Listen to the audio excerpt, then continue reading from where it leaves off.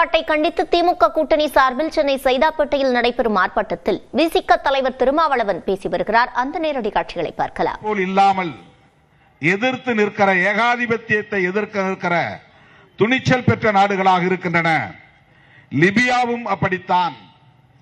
ஆகவே அந்த நாடுகளை குறிவைத்து அமெரிக்காவும் இஸ்ரேலும் நீண்ட காலமாகவே அவர்களை ஒடுக்குவதில், நசுக்குவதில், அவர்களை நிலைகுலைய வைப்பதில், அவர்களை ஆதிக்கம் செய்வதில் கவனம் செலுத்தி வருகிறார்கள். ட்ரம்ப் வருவதற்கு முன்பும் அமெரிக்காவின் நிலைப்பாடு இதுதான். 40 ஆண்டு கால திட்டம். இந்த காமினி என்கிற ஈரானின் அதிபரை படுகொலை செய்வதற்கு அவர்கள் போட்ட திட்டம். உளவு பிரிவை ஊடுருவச் செய்து அவருடைய இருப்பை கண்டுபிடித்து அவர் பதுங்கியிருக்கிற இடத்தை காட்டிக் கொடுத்ததும் சற்றும் தாமதிக்காமல் போரை தொடங்கிவிட்டார்கள். ஆனால் அதற்கு முதல் நாள் வரையில் பேச்சுவார்த்தை நடத்துகிறார்கள். சமாதான பேச்சுவார்த்தை நடக்கிறது. எதற்காக? எண்ணெய், கச்சா எண்ணெய் வர்த்தக பேச்சுவார்த்தை. ரஷ்யாவிடம் நாம் எண்ணெய் வாங்குகிறோம். ஈரானிடமும் கச்சா எண்ணெய், பண்படாத எண்ணெய், குருடாயில், அதை வாங்கித்தான் இங்கே பண்படுத்தி பெட்ரோல், டீசல் உள்ளிட்ட உற்பத்தியை நாம் செய்கிறோம். நேரடியாக எரிவாயுவை அவர்கள் நமக்கு அனுப்பி வைக்கிறார்கள். ஆனால் டொனால்டு ட்ரம்ப் மோடிக்கு ஆணை இடுகிறார், கட்டளை இடுகிறார். நீ ரஷ்யாவிடம் எண்ணெய் வாங்கினால் உனக்கு நான் கூடுதல் தண்டம் விதிப்பேன், வரி விதிப்பேன். மோடி வாய் திறக்கவில்லை, கண்டிக்கவில்லை. இந்திய இறையாண்மையில் தலையிடுவதற்கு நீ யார் என்று கேள்வி கேட்கிற துணிச்சல் இல்லை. என் நாட்டு இறையாண்மையில் தலையிடுவதற்கு உனக்கு எந்த அதிகாரமும் இல்லை என்று சொல்லுகிற துணிச்சல் ஈரான் அதிபர் காமினிக்கு இருக்கிறது. அவர் டொனால்டு ட்ரம்புக்கு பணியவில்லை. டாலர் அடிப்படையில் நான் வர்த்தகம் செய்ய மாட்டேன், யூரோ அடிப்படையில் தான் வர்த்தகம் செய்வேன். இது காமினி எடுத்த முடிவு. என் நாட்டில் டாலருக்கு மதிப்பில்லை என்று ஈராக் அதிபர் சதாம் ஹுசேன் எடுத்த முடிவு. என்னுடைய நாட்டில் அமெரிக்க டாலருக்கு மரியாதை இல்லை, அது வெறும் பேப்பர் என்று சொல்லுகிற துணிச்சல் சுண்டைக்காய் அளவு கூட இல்லாத லிபியாவின் அதிபர் கடாஃபிக்கு இருந்தது. வெனிசுலா என்கிற நாட்டின் அதிபருக்கு இருக்கிறது. இவர்கள் எல்லாம் அமெரிக்க ஏகாதிபத்தியத்தை எதிர்க்கிற துணிச்சல் பெற்றவர்களாக இருக்கிறார்கள். ஆனால் இந்தியாவும் ஒரு வல்லரசு தான்.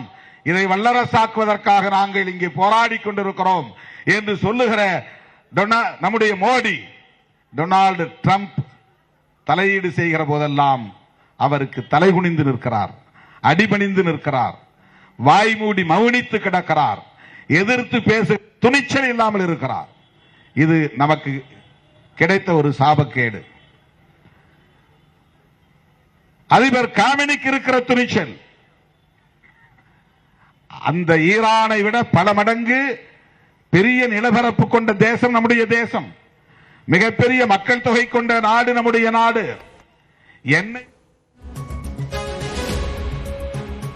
சிலிண்டர் தட்டுப்பாட்டை கண்டித்து நடைபெற்று வரும் ஆர்ப்பாட்டத்தில் திமுக கூட்டணி கட்சியான விடுதலை சிறுத்தைகள் கட்சியின் தலைவர் திருமாவளவன் பேசிய காட்சிகளை பார்த்தோம்.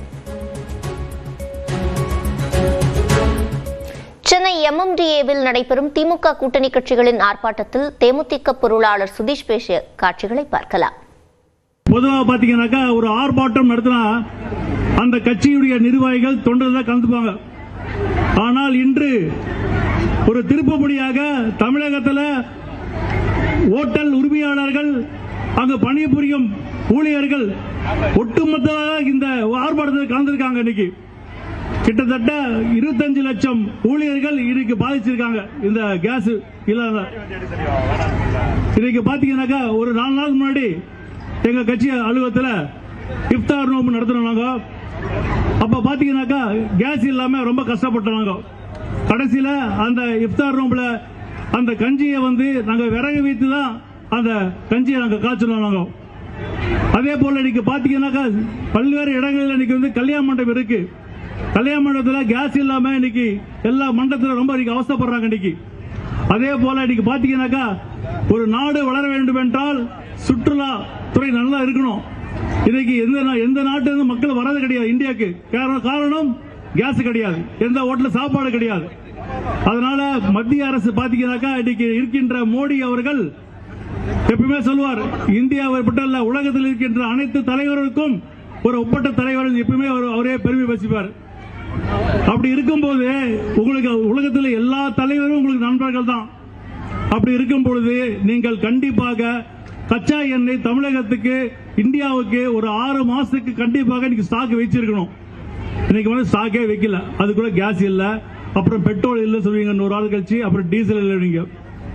தேமுதிக வர்றதுக்கு முன்னாடியே திமுக கூட்டணி 200 தொகுதி கண்டிப்பாக வெற்றி பெறும். தேமுதிக வந்தவுடனே அதிமுக வாஷ் அவுட், எல்லா தொகுதியும் டெபாசிட் கண்டிப்பாக இழப்பார்கள். இன்னைக்கு திமுக சேர்ந்ததால தமிழகத்தில் அனைத்து தொகுதியிலும் எங்களுடைய கூட்டணி அமோக வெற்றி பெற்று மீண்டும் தமிழகத்தினுடைய முதலமைச்சராக அண்ணன் ஸ்டாலின் அவர்கள் மீண்டும் 2.2 பதவியேற்பாடு கூறி இந்த ஆர்ப்பாட்டத்தின் மூலியமாக மத்திய அரசை நாங்கள் வன்மையாக கண்டிக்கிறோம்.